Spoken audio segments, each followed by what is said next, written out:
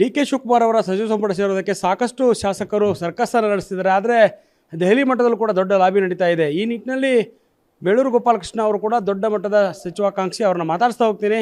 Sir, ಈಗ ಕಳೆದ 1 ವರ್ಷದ ಪುನರ್ರಚನೆ ಅನ್ನೋಂಥ ಮಾತುಗಳು ಕೇಳಿ ಬರ್ತಾ ಇತ್ತು. ಈಗ ಹೊಸ ಸಂಪುಟ ಸೇರೋ ವಿಶ್ವಾಸ ಇದೆಯಾ? ಡಿ ಕೆ ಶಿವಕುಮಾರ್ ಅವರು ಅವಕಾಶ ಮಾಡಿಕೊಡಿ. ಖಂಡಿತ ನನಗೆ ಒಂದು ಅವಕಾಶ ಇದೆ ಅಂತ ಪಾಸಿಟಿವ್ ಹೇಳ್ತಾ ಇದ್ದೀನಿ.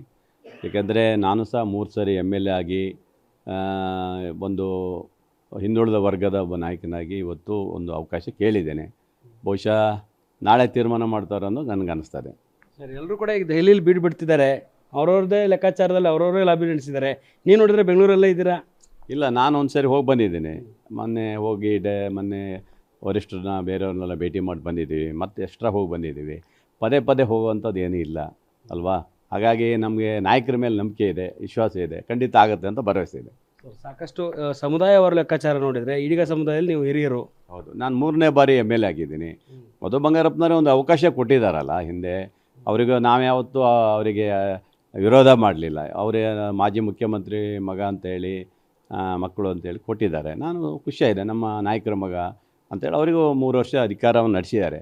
ಈಗ ನಾನು 3 ಸರಿ ಗೆದ್ದೀನಿ, ನನಗೊಂದು ಅವಕಾಶ ಕೊಡಿ ಅಂತ ಕೇಳ್ತೀನಿ ಅಷ್ಟೇ.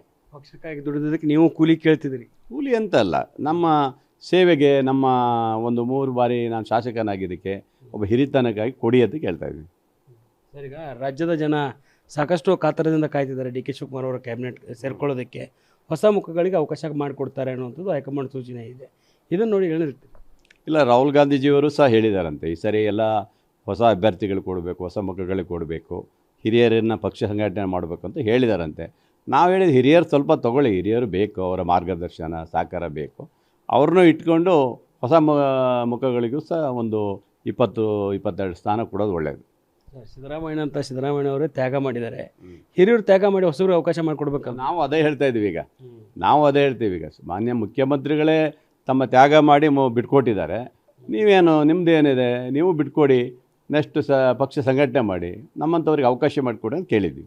Sir, D K Shivakumar cabinet ಸೇರೋ ವಿಶ್ವಾಸ ಇದೆಯಾ ನಿಮಗೆ? ಖಂಡಿತ ಇದೆ, ನನಗಿದೆ. ಅವರ ನಾಯಕತ್ವದಲ್ಲಿ ನಾವು ಬಂದಿದ್ದೀವಿ. ಅವರ ಒಂದು ಆಶೀರ್ವಾದದಿಂದ ಆಗ್ತೀನಿ ಅನ್ನೋದು ಭರವಸೆ ಇದೆ. ನಾಳೆ ಪದಗ್ರಹಣ, ಮೊದಲ ಪಟ್ಟಿನೋ 2ನೇ ಪಟ್ಟಿ ಸರ್?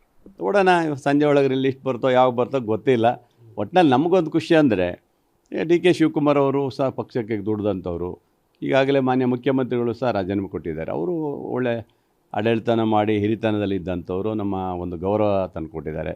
ಪಕ್ಷದಲ್ಲಿ ಯಾವುದೇ ಒಂದು ಸಣ್ಣ ಗೊಂದಲ ಇಲ್ಲದೆ ರಾಜೀನಾಮೆ ಕೊಟ್ಟಿದ್ದಾರೆ. ಹಾಗಾಗಿ ಅವರ ಸಹಕಾರದಿಂದ ಡಿ ಕೆ ಶಿವಕುಮಾರ್ ನೇತೃತ್ವದಲ್ಲಿ ನಮ್ಮ ಗುರಿ ಅಂದರೆ ಕೇವಲ ಇಲ್ಲಿ ಮಂತ್ರಿಯಾಗಿ ಇದು ಮಾಡೋದು ಅಲ್ಲ.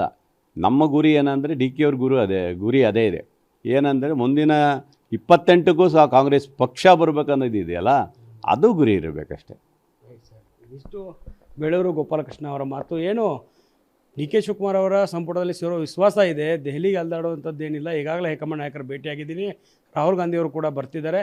ಈ ಒಂದು ಪಟ್ಟಿಗಳಲ್ಲಿ ಯಾವ ರೀತಿ ಅನೌನ್ಸ್ ಆಗುತ್ತೆ ಅನ್ನೋದನ್ನು ಕಾದು ನೋಡೋಣ ಅನ್ನುವಂಥ ಮಾತುಗಳನ್ನು ಹೇಳ್ತಿರುವಂಥದ್ದು. ಕ್ಯಾಮ್ರಾ ಪರ್ಸನ್ ಶಿವ್ ಜೊತೆ ದುರ್ಗೇಶ್ ನಾಯಕ, ಗ್ಯಾರಂಟಿ ನ್ಯೂಸ್, ಬೆಂಗಳೂರು.